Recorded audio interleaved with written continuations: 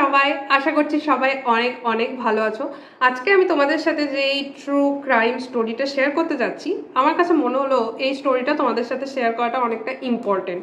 কারণ আমরা বাঙালিরা না অনেক বেশি মিশুকে হই, আমাদের আশেপাশে যে কোনো প্রতিবেশীর সাথেই কিন্তু আমরা সহজেই ভাব আলাপ করতে যাই, এমনকি তারা যদি নতুন আসা প্রতিবেশীও হয় তাও কিন্তু আমরা এই ধরনের জিনিস বাদ দিই না। এর কয়েকদিন পর থেকেই দেখা যায় যে আমাদের বাড়ি থেকে বিভিন্ন খাবার রান্না হলে বাটি করে আমরা তার বাড়িতে দিয়ে আসছি, তারাও যদি কিছু রান্না করে তারা বাটি করে আমাদের দিয়ে যাচ্ছে, আমরা খাওয়া দাওয়া করছি। এই জিনিসগুলো কিন্তু বাঙালিদের মধ্যে প্রচন্ড প্রচন্ড কমন। এই জিনিসটা দেখেছি আমি, আমার পাড়াতেও হয়, আমি জানি তোমাদের পাড়াতেও বা তোমাদের অ্যাপার্টমেন্টে ফ্ল্যাটেও নিশ্চয়ই হয়। সেই জন্য আমার মনে হলো আজকের ঘটনাটা তোমাদের সাথে শেয়ার করাটা খুবই ইম্পর্টেন্ট, কারণ তোমাদের বোঝা উচিত তোমরা কাকে বাড়িতে আনছো।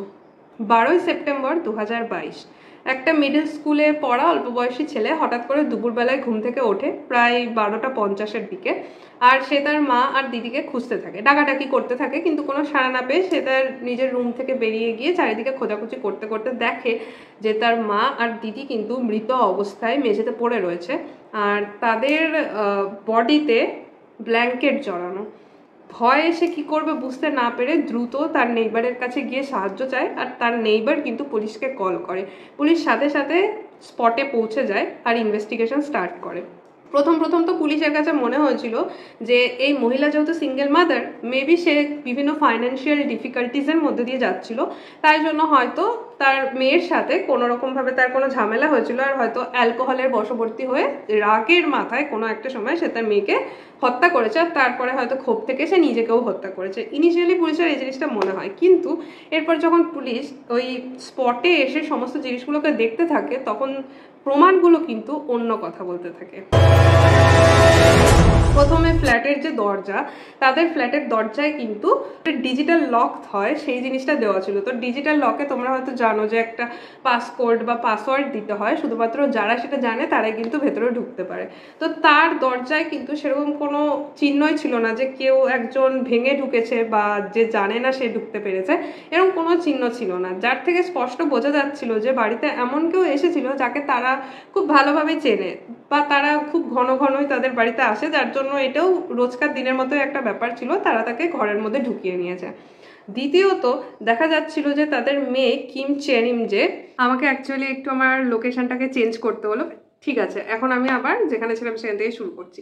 তো বেসিক্যালি পুলিশ দেখতে পায় যে কিম চেরিমের একটা দাঁত মিসিং ছিল, প্লাস তার মুখটা বেশ ফোলা ফোলা দেখাচ্ছিল, যার থেকে স্পষ্ট বোঝা যাচ্ছিল যে কিছু দিয়ে তাকে কিন্তু জোরে আঘাত করা হয়েছে, কারণ কিছু একটা দিয়ে যদি ফুল আঘাত না করা হয় তবে এইরকম অবস্থাটা হতে পারে না। প্লাস দেখা যায় যে তার চেহারায় কিন্তু বেশ কিছু পোড়া দাগ ছিল, যার থেকে এই জিনিসটা তো বোঝা যাচ্ছিল যে যে এই কাজটা করেছে সে কিন্তু চেষ্টা করেছিল যাতে এই চেহারাটা বোঝা না যায়, মানে কেউ যাতে চিনতে না পারে যে এটা কিম চেরিম। এই জিনিসটা কিন্তু পুলিশ বুঝতে পারে। এরপর পুলিশ একটু আশেপাশে খোঁজাখুঁজি করে যেটা বুঝতে পারে যে লি হানার কিন্তু হাতে একটা 3 মিলিয়ন ওন অ্যামাউন্টের ব্রেসলেট ছিল, সেই ব্রেসলেটটা কিন্তু চুরি হয়ে গিয়েছে। প্লাস তারা কিম চেনিম, আমরা কিম বলে রাখি, প্লাস তারা কিন্তু কিমের ফোনটা কোথাও আশেপাশে খুঁজে পায় না, যার থেকে পুলিশের মনে কিন্তু একটু সন্দেহ হয় যে মেবি এটা কোনো পারিবারিক অশান্তির ব্যাপার না, মেবি এটা একটা ঠান্ডা মাথার ক্রাইম। এরপর পুলিশ তাদের একমাত্র ছেলেকে থানায় নিয়ে যায় কিছু জিজ্ঞাসাবাদ করার জন্য, প্লাস নেইবারদেরকেও কিন্তু জিজ্ঞাসাবাদ করা হতে থাকে, এছাড়াও সিসিটিভি ফুটেজ চেক করা হতে থাকে। 2021 সালে কিন্তু লিহানা তার হাজব্যান্ডের সাথে ডিভোর্স নিয়ে নেয়, তারপর থেকে তারা সেপারেটেড থাকা শুরু করে। লিহানা তার এক ছেলে আর এক মেয়েকে নিয়ে কিন্তু এই ভিলার এই রুমটাতে তারা থাকতো। লি হানার যে বড় মেয়ে কিম চেনিম, যে কিন্তু এই মুহূর্তে মারা গিয়েছে, সে হাই স্কুলে পড়তো, আর তাদের ছেলে কিন্তু সেই সময় মিডল স্কুলে পড়তো। পুলিশ এরপরে যখন থানায় তাদের ছেলেকে নিয়ে আসে, আমরা না ছেলেটার নাম রনি ধরি, ঠিক আছে। তো রনিকে যখন পুলিশ থানায় নিয়ে এসে জিজ্ঞাসাবাদ করা শুরু করে তখন দেখতে পাওয়া যায় যে রনি কিন্তু প্রচন্ড ডিজি ফিল করছিল। ঘোরের মধ্যে থাকলে মানুষ যেমন হয়, কিছু বুঝতে পারছে না, একটু টলছে, একটু মাতাল মাতাল এরকম আর কি। এমনকি সে ঠিকভাবে হাঁটতে পর্যন্ত পারছিল না। তো পুলিশের এই জিনিসটা দেখে একটু সন্দেহ হয়। এরপর জিজ্ঞাসাবাদ যখন পুলিশ শুরু করে তখন রনি কিন্তু পুলিশকে জানায় যে সেই দিন কিন্তু সে 15 ঘন্টা ঘুমিয়েছে, যেটা কখনো হয় না। সে ইউজুয়ালি ভোর রাতের দিকে ঘুমোতে যায়, কিন্তু আগের দিন সে অনেক তাড়াতাড়ি, মানে প্রায় রাত্রি 9টার সময় সে ঘুমোতে চলে গিয়েছিল। আর সে কিন্তু আজ দুপুর 1টা অবধি ঘুমিয়েছে, প্রায় 15 ঘন্টা। আর ঘুম থেকে উঠে তার দিদিমাকে খুঁজতে গিয়ে কিন্তু সে দেখে যে তার দিদিমা এরকম অবস্থায় রয়েছে। এরপর পুলিশ তাকে জিজ্ঞাসা করে যে কি হয়েছিল, কি কে এসেছিল ইত্যাদি ইত্যাদি জিজ্ঞাসা শুরু করে। তো একটা পর্যায়ে গিয়ে রনি পুলিশকে জানায় যে 3rd ফ্লোরের আন্টি আমাদের বাড়িতে, মানে আমাদের রুমে এসেছিল একটা বেল ফ্লাওয়ার জুস নিয়ে। এরপর সে পুলিশকে আরো জানায় যে এই 3rd ফ্লোর আন্টি কিন্তু তাদেরই সেম ভিলার 3rd ফ্লোরে থাকে, আর সে কিন্তু মাঝে মধ্যেই তাদের রুমে আসা যাওয়া করতো। তো তাদের সাথে তার কিন্তু বেশ পরিচয় ছিল। সেদিন সকালে সে একটা বেল ফ্লাওয়ার জুস নিয়ে আসে যেটার কালার ছিল পার্পল। এই কালারটা মনে রাখবে, কারণ এই জিনিসটা আর একটু পরে গিয়ে তোমরা বুঝতে পারবে।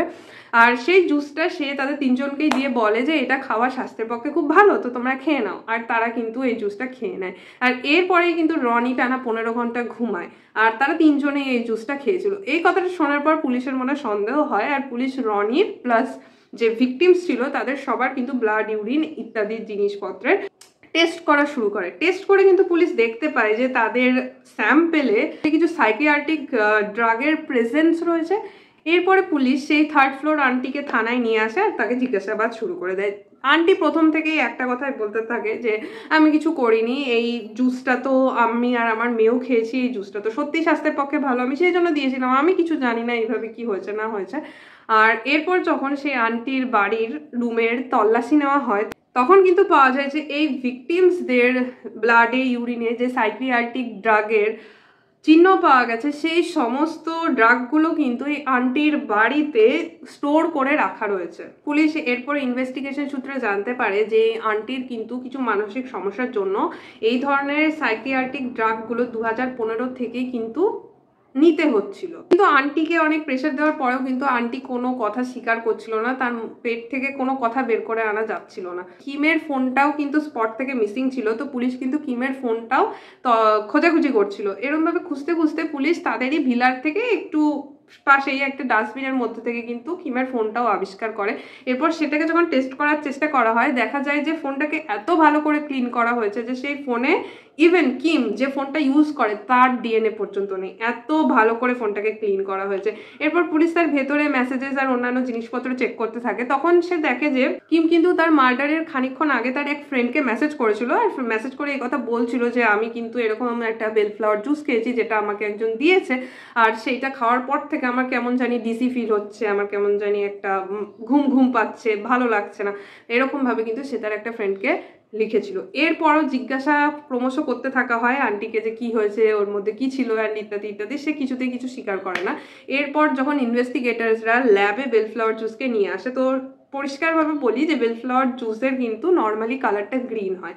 এর মধ্যে সাইকিয়াট্রিক ড্রাগ যেগুলো হচ্ছে সাসপেক্টদের ব্লাডে, ইউরিনে পাওয়া গিয়েছিল সেটা মিশিয়ে সায়েন্টিস্টরা দেখায় যে গ্রিন কালারটা কিন্তু পিঙ্ক হয়ে যাচ্ছে। আর আরো হায়ার কনসেন্ট্রেশনে যদি সেই ড্রাগগুলো এই বেল ফ্লাওয়ার জুসের মধ্যে মেশানো হয় তাহলে পরে দেখা যাচ্ছে যে সলিউশনটার কালার বা জুসটার কালার পুরোপুরি পার্পল হয়ে যাচ্ছে। আর আমি তোমাদেরকে বলেছিলাম না যে ওই রনি একদম শুরুতে যখন পুলিশ জিজ্ঞাসা করেছিল তখন বলেছিল যে পার্পল কালারের একটা জুস খেতে দিয়েছিল, তার মানে এই বেল ফ্লাওয়ার জুসের মধ্যে এই সাইকিয়াট্রিক ড্রাগ মিশিয়ে আন্টি কিন্তু ওদের সবাইকে খাইয়েছিল। কিন্তু আন্টির মুখ থেকে এখনো কিন্তু কিছু বের করা যাচ্ছিল না। আর তার বাড়িতে খোঁজাখুঁজি করে কিন্তু কোথাও হারিয়ে যাওয়া যে ব্রেসলেট ছিল সেটাও কোথাও পাওয়া যায়নি। এরপর আন্টির ব্যাগ তল্লাশি করা হয়, আর ব্যাগের মধ্যে কিন্তু একখানা সেই পেশাই করার একটা হয় না, একটা হ্যান্ডেল হামানদিস্তার মধ্যে এরম এরম করে সে গ্রাইন্ড করে, সেই জিনিসটা পাওয়া যায়। এরপরে যখন আন্টিকে জিজ্ঞাসা করা হয় যে এটা কি করছো, তো আন্টি বলে যে হ্যাঁ এটা তো নর্মাল, আমি বাড়ির জন্য কিনেছিলাম। মানে সে কিন্তু কোনো ঠিকঠাক উত্তর দেয় না। এছাড়াও এরপরে যখন আন্টির হাত চেক করা হয় তখন দেখা যায় তার আঙুলে একটু কাটা রয়েছে। জিজ্ঞাসা করা হয় যে এটা কি করে কাটলো। এক্সপার্টসদের মতে কিন্তু এই কাটাটা কিন্তু তখনই হয় যখন অদক্ষ কেউ, মানে যারা নাইফ চালাতে ঠিকঠাক ভাবে পারে না, মানে যাদের এই ধরনের খুন খারাপি করার অভ্যাস নেই, তারা যখন এই জিনিস করার ট্রাই করে, অদক্ষ কেউ যখন নাইফটাকে ওইভাবে ইউজ করার চেষ্টা করে তখনই কিন্তু ইউজুয়ালি কাটসগুলো হয়। বাট আন্টি বলতে থাকে যে না এটা তো সবজি কাটতে গেলেও হতে পারে, এটা তো দরজায় লেগেও হতে পারে, এইভাবে তো বলতে পারো না। প্লাস আন্টির হাতে কিন্তু পোড়া দাগ ছিল ঠিক যেমন ভাবে কিম জেনিমের মুখে ছিল। কিন্তু এত কিছু পাওয়ার পরেও আন্টি সমানে সবকিছু অস্বীকার করতে থাকে। যেহেতু আন্টির মুখ দিয়ে কিছু সত্যি কথা বলানো যাচ্ছিল না, সেই জন্য পুলিশরা হচ্ছে ব্ল্যাঙ্কেটগুলো, মানে আমি তোমাদেরকে বলেছিলাম না যে কিম মারা যাওয়ার পরে প্লাস লি হানা মারা যাওয়ার পরে তাদের বডি চারদিকে কিন্তু একটা ব্ল্যাঙ্কেট জড়ানো ছিল। তো কিমের বডিতে যে ব্ল্যাঙ্কেটটা জড়ানো ছিল সেই ব্ল্যাঙ্কেটে কিন্তু ব্লাড স্যাম্পল ছিল। সেই ব্লাড যখন এরপরে টেস্ট করতে নিয়ে যাওয়া হয় তখন সেটাতে দেখা যায় অবভিয়াসলি ভিকটিমের ডিএনএ তো থাকবে, কিন্তু সাসপেক্টেড ডিএনএও কিন্তু পাওয়া যায়। আর শুধু পাওয়া যায় না, অনেক মাত্রায় পাওয়া যায়। এরপর যখন আন্টিকে এই বিষয়ে বলা হয় তখন আন্টি একই কথা বলতে থাকে যে আমি তো তাদের রুমে অনেক যাই, এর জন্য এইরকম হয়েছে ইত্যাদি ইত্যাদি। হয়তো কোনো সময় লেগে গিয়েছে, হ্যাঁ আমি তো তাদের রুমে সবসময় যেতেই থাকি, কিন্তু পুলিশ আর কথা বাড়ায় না, আর আন্টিকে ইমিডিয়েটলি গ্রেপ্তার করে নেয়। গ্রেপ্তার করে আন্টিকে কোর্টে চালান করে দেওয়া হয়। আর কোর্টে কিন্তু এই সময় আর একজন খুবই ইম্পর্টেন্ট মানুষ তার বিরুদ্ধে সাক্ষী দিতে আসে।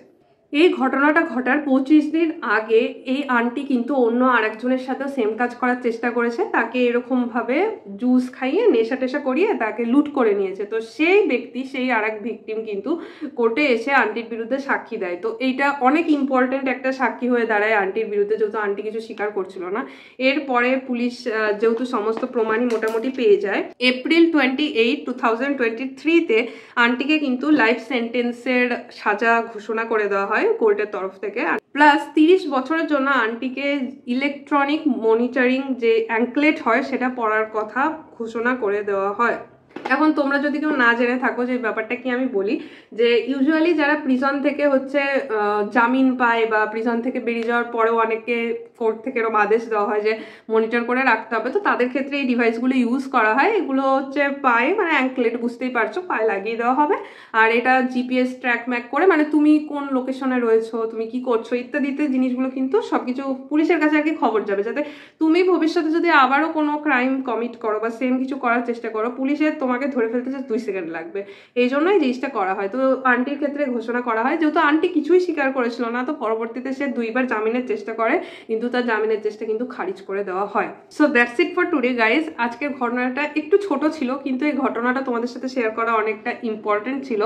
কেমনভাবে একটা পরিবার একজন প্রতিবেশীকে সহজে বিশ্বাস করে পুরো ধ্বংস হয়ে গেল, এটা কিন্তু তার একটা উদাহরণ।